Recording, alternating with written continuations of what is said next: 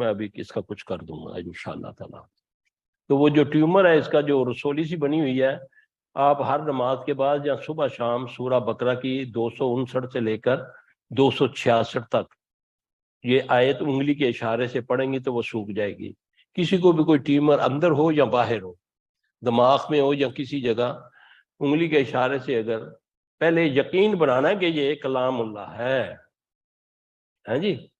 تو اس کو پڑھنا ہے انگلی کے اشارے سے، انشاءاللہ پانی ہو پیٹ میں، کسی جگہ ٹیومر ہو تو اللہ کے فضل سے وہ سوکھ جاتا ہے انشاءاللہ۔ 259 سے لے کر اوک اللہ دی سے یہ شروع ہوتی ہے آیت الکرسی کے بعد نا، یہ دوسرے سپارے میں ہے، 259 سے 266 تک، میرے خیال تیسرے پارے میں ہے، آیت الکرسی کے بعد ہے۔ ہاں جی، یہ آیت پورا تقریباً رکوع ہے، انگلی کے اشارے سے پڑھیں گے